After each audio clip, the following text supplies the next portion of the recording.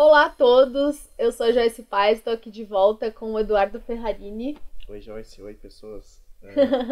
A gente está aqui dessa vez para falar sobre o box do Wes Craven, diretor aí super ícone, né, do cinema de terror e horror, uma referência, né, que influenciou gerações posteriores, né. E o box traz os seguintes títulos: Aniversário Macabro, de 72, Quadrilha de Sádicos, de 77, Bênção Mortal, de 81 e Quadrilha de Sádicos 2, de 84. A gente vai adotar uma outra dinâmica aqui para que a gente possa comentar o Quadrilhas de Sádicos 1 e 2, um na sequência do outro, né? Porque como é uma continuação, eu acho que, embora tenha alguns anos de distância entre o primeiro e o segundo, acho que faz mais sentido. Cinema de terror e horror sempre costuma ser relegado mais a um mercado de nicho, né? Um público de nicho e tudo mais. Geralmente não está associado a obras que têm reflexões filosóficas e profundas e tal. Existe até um certo tipo de preconceito com relação a esses gêneros, mas quem diria, né? Aniversário Macabro é uma inspiração no filme A Fonte da Donzela, do diretor sueco Bergman.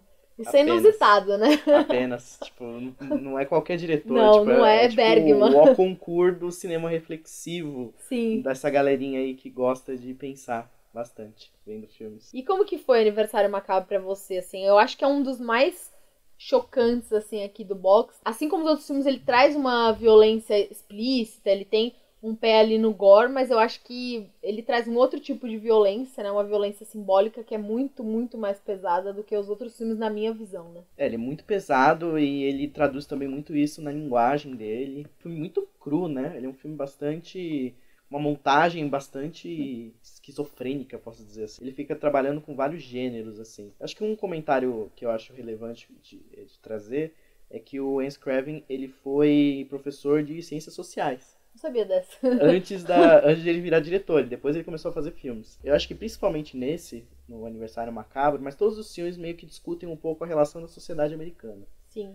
Ele tem comentários muito assertivos a respeito de vários segmentos da sociedade, né? Aniversário Macabro, como já diz o nome, né? Uhum. A protagonista do... Não sei se é a protagonista, mas ela é uma jovem, né? Que acaba disparando a história aí, começa por ela. Ela tá pra fazer 18 anos e aí é um momento de...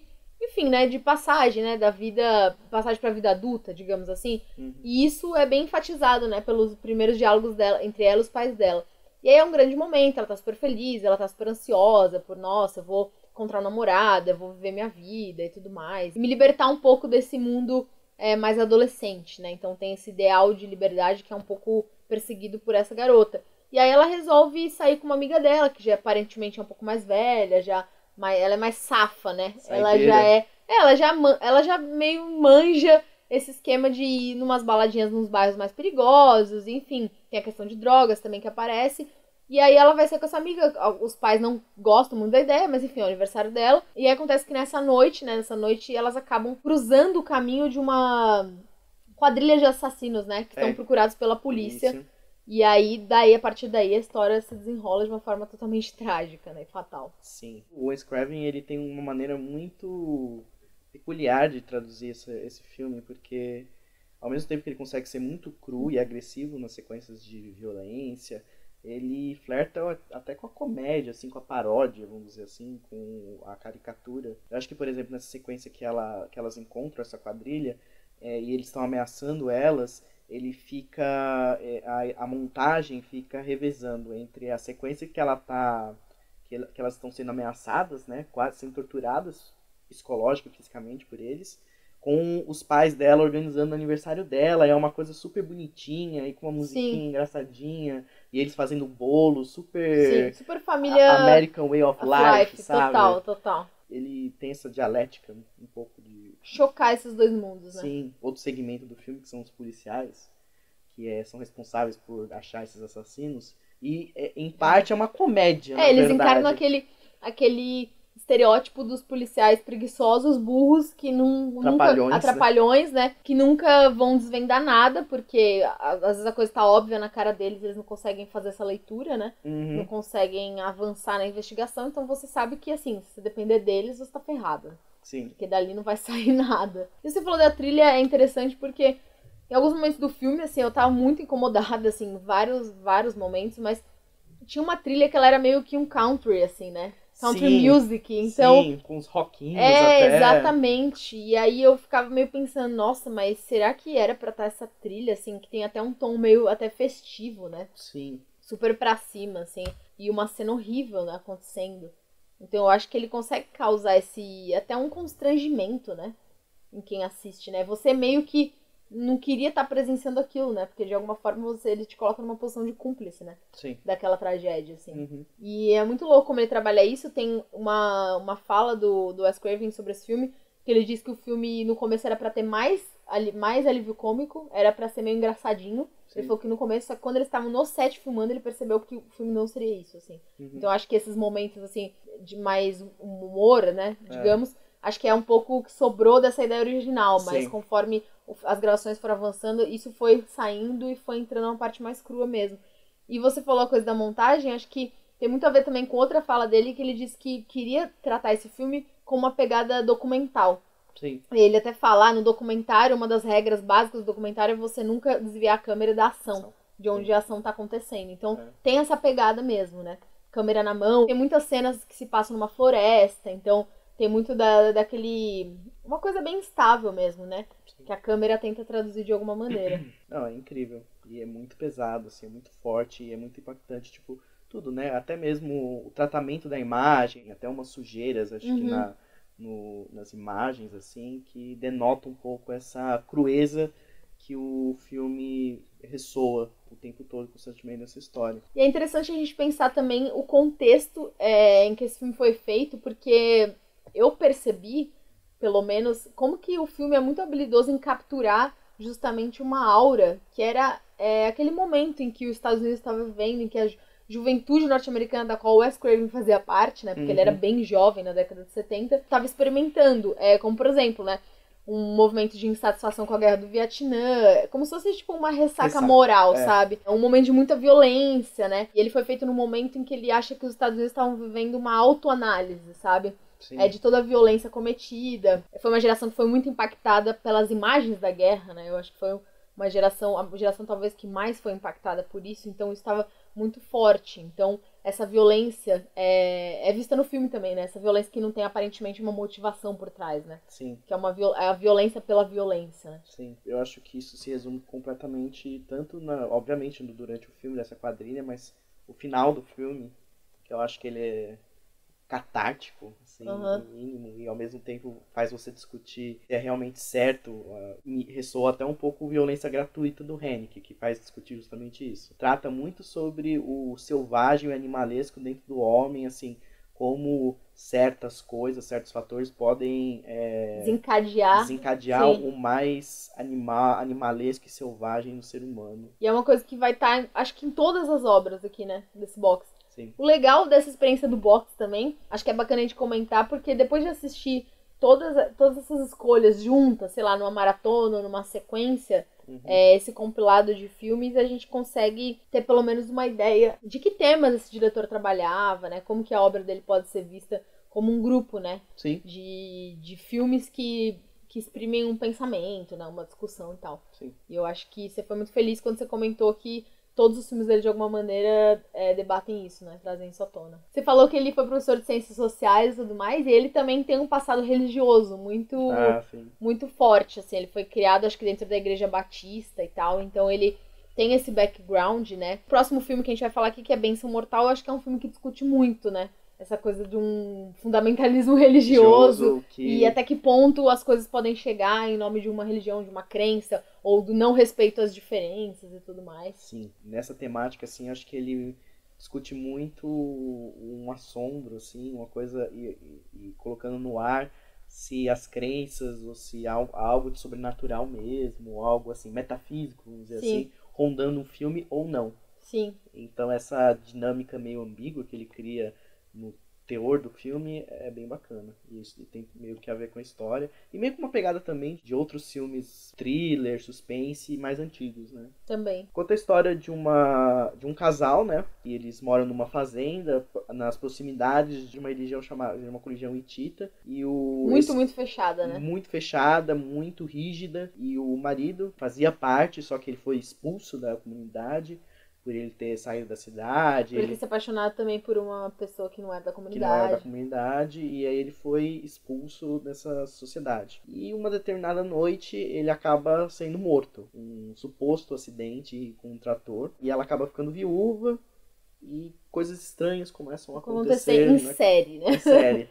Conforme e que... Rondando a casa do casal, né? É. Eu acho que esse filme, assim como vários outros, né, dentro do cinema de gênero, ele usa o sobrenatural, né? Ele usa alguns artifícios, né? Pra discutir coisas muito maiores, né? Uhum. Então o filme traz N discussões, assim. Sim. Desde intolerância religiosa, o que é progresso, né? O que é modernidade, né? A vida numa cidade mais pacata, uma vida numa cidade interior, numa metrópole e tal. Ele traz uma discussão também com relação à homossexualidade, né? Uhum. Tem uma personagem, não vamos revelar aqui, mas tem essa discussão também. E tem essa coisa também do chefe, né, dessa comunidade Tita, que é pai do rapaz que morreu, né? Então tem muito essa coisa da tradição familiar. Ele discute muita coisa, né? Sim. Ele coloca em pauta muita coisa. Ele não só tenta tirar o medo do metafísico, do sobrenatural, mas também do puro fundamentalismo religioso, daquela rigidez, do que pode acontecer com os personagens que não seguem aquela religião. Não é à toa que o Wes Craven ele é tipo, um mestre do horror, é considerado um mestre do horror. Tem uma cena específica assim que a personagem, a protagonista, ela tá tomando banho numa banheira, esse vilão, né, essa entidade, essa coisa que surge, né, e tá rondando a casa dela, coloca uma cobra na banheira dela. E ela tá tomando banho, num primeiro momento ela nem repara, e ela só repara quando a cobra surge entre as pernas dela que estão abertas. O que é, assim, obviamente é o mesmo plano da famosa cena do A Hora do Pesadelo, quando o Freddy Krueger surge com a mão e as garras entre as pernas da Nancy, enquanto ela também está tomando banho na banheira. Então ele é um cineasta que moldou tanto o horror, o gênero, que ele mesmo replica as próprias imagens icônicas que ele construiu. Sim. Sendo que esse filme é 3 anos antes da Hora do Pesadelo. A Hora do Pesadelo é de 84. Esse é de 81. E é muito legal também, porque dá pra gente fazer uma outra leitura nessa cena, né? Eu fiquei pensando também o quanto, de repente, enfim, né? Aí tá aberto pra gente viajar, mas eu fiquei pensando também, porque tem uma coisa muito específica com a perseguição nas mulheres, né? Sim. As pessoas que começam a morrer em série são mulheres, a maioria delas. E aí tem o que causa toda essa fissura, né, entre esses dois mundos, de quem faz parte da comunidade e quem não faz, que é o casamento do cara que era da comunidade com a menina que não é da comunidade. Sim. Então isso que suscita todos os outros acontecimentos posteriores. E aí eu fiquei pensando, e ela tá grávida também, tem esse dado, né, que é falado no começo do filme. Então eu pensei nessa cobra também como uma possível simbologia com relação a essa história, ainda mais pela posição que ela tá, né? Sim. Até essa história dela ter engravidado do cara e tudo mais, porque, tipo, pode também remeter ao ato sexual, né? Sim, eu acho que... Pode ter uma questão fálica ali, porque, assim, não é à toa a maneira como esse elemento é introduzido, e eu acho que é uma leitura possível, né? Pensando como...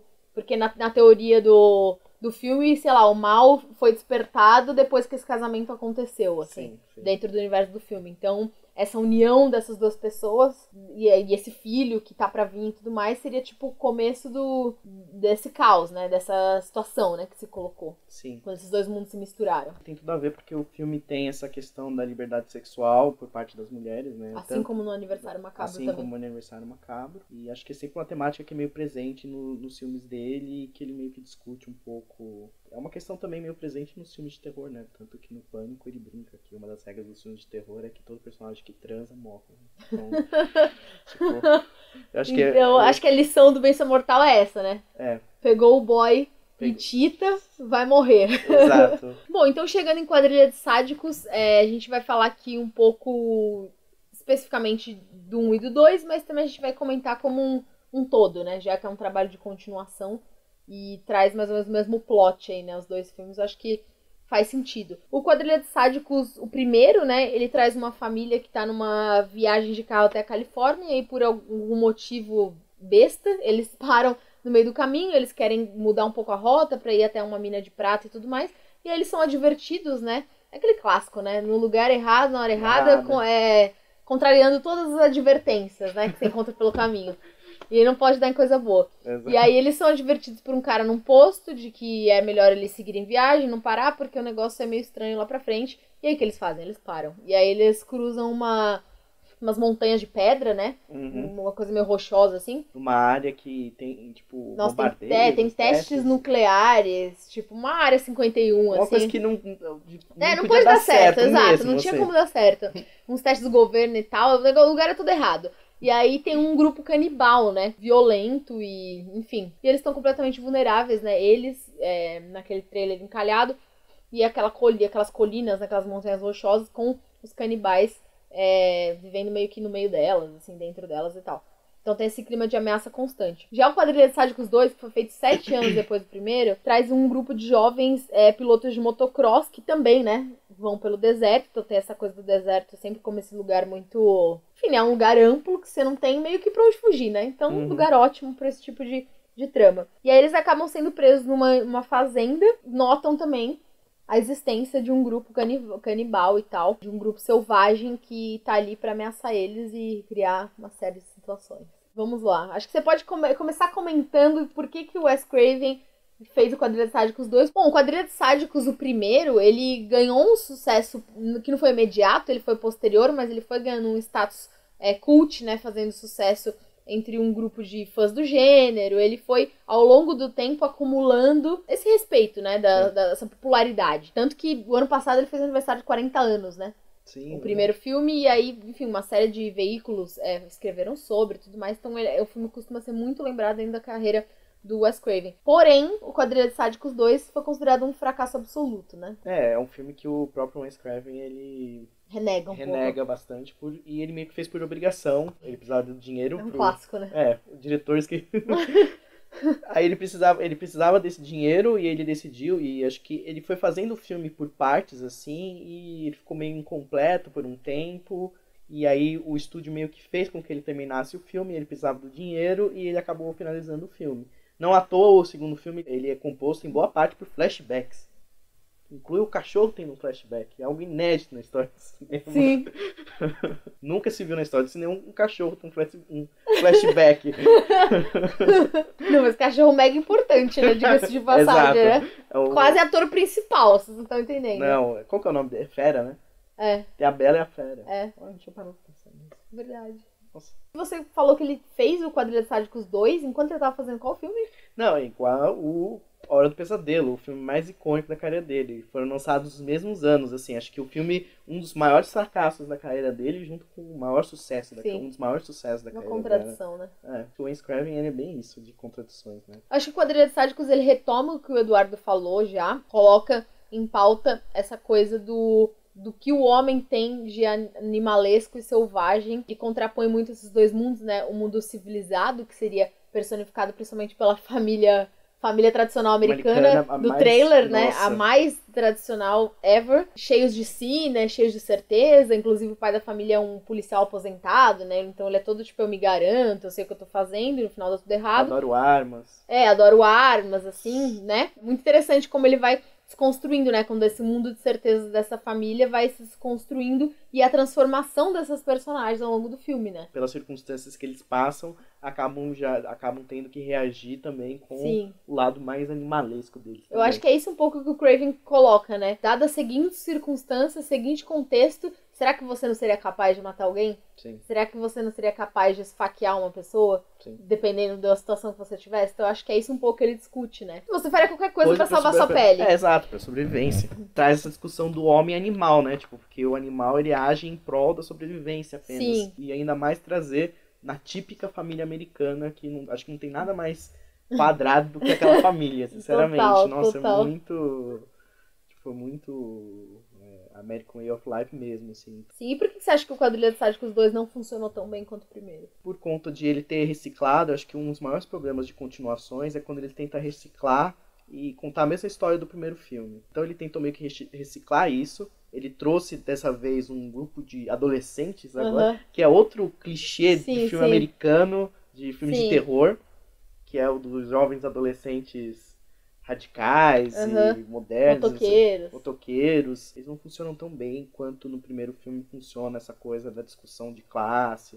Eu acho que as representações no primeiro filme de uma classe social é muito mais pungente do que esse daí. Eu acho que daí tem mais personagens individuais que são um pouco até caricatos, num certo sentido. Tipo, tem um casal de negros, assim, que tipo, eu acho muito estereótipo. Eu acho que é um filme mais preguiçoso, né? É bem mais preguiçoso. O primeiro filme, ele cria um suspense, é sempre uma câmera meio voyeur, que tá observando aquela família bem de longe. E você demora muito tempo pra os canibais aparecerem. pra você saber como que eles são, sabe? Então ele cria um suspense, tem um thriller. Cuidado, né? Tem um na cuidado. progressão desse suspense, né? E já o segundo filme, ele já, tipo, meio que já apresenta, né, o personagem dele logo de cara. E vira mais uma cena de ação do que efetivamente uma cena de suspense, thriller. Então eu acho que ele trabalha muito mais os elementos que ele ficou consagrado, né? Que é do horror, do suspense, no primeiro filme do que no segundo filme, que eu acho que é uma maneira um pouco mais preguiçosa. Que é o que meio que ressoa de novo essa coisa que ele fez meio que só pelo dinheiro mesmo, esse filme. Ficou nítido, né? E aí talvez ele saia prejudicado por conta disso. Mas acho que vale a pena fazer essa sessão dupla dos dois. Eu acho que é bem interessante. O primeiro filme é realmente um marco, né? Um marco mesmo. Eu acho que ele dá as regras do gênero de terror nesse sentido, assim. Desses filmes clássicos, assim, de pessoas que se perdem em algum lugar, seja casa, seja estrada, seja posto de floresta, gasolina. E acabam topando com alguma coisa diabólica e terrível que vai amedrontá-los. Quem conhece o trabalho do Wes Craven só por conta da Hora do Pesadelo, ou Pânico, ou por esses filmes que alcançaram um sucesso mais amplo, né?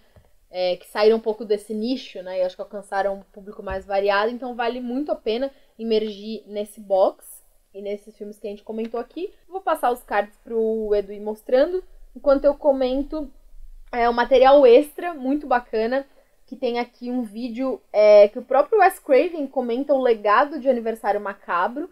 Então ele analisa, né, como foi a repercussão do filme, né? Ele olha pra trás e comenta como que ele tentou exprimir algumas ideias, algumas sensações daquele momento, né, em que ele vivia, quando ele era mais jovem e tudo mais, algumas das coisas que passavam pela cabeça dele. Filmagens proibidas, discutindo as sequências mais controversas do filme. Então ele comenta especificamente algumas cenas do Aniversário Macabro, como elas foram construídas, como que elas foram arquitetadas e pensadas. Tem uma entrevista também com Joe Nowlin, um dos responsáveis pelos efeitos especiais do Benção Mortal. Tem uma cena muito importante no filme em que tem uma construção de uma coisa, de um elemento, que é muito, muito interessante, principalmente pra época. Esse cara dos efeitos especiais, que trabalhou em filmes como Homem-Elefante, Duna, do David Lynch, trabalhou em Halloween, ele construiu a máscara do Michael Myers, enfim, o cara é uma puta referência dentro desse mercado. E uma entrevista com Martin Spear, que é um dos atores do Quadrilha de Sádicos, o primeiro, né? É um dos membros dessa família americana. E aí ele comenta como é que foi entrar no filme, né? Como é que foram as gravações, os bastidores, a dinâmica toda ali. E tem um vídeo também especial com erros de gravação da Quadrilha dos Sádicos. Tem extra pra caramba, né? E o Wes Craven falando é uma coisa muito bacana. Ele é demais, né? Ele é muito inteligente, não parece, porque tem esse... Ele desmonta esse estereótipo de, ai, nossa, os filmes dele são super sanguinolentos. Mas ele é um cara que...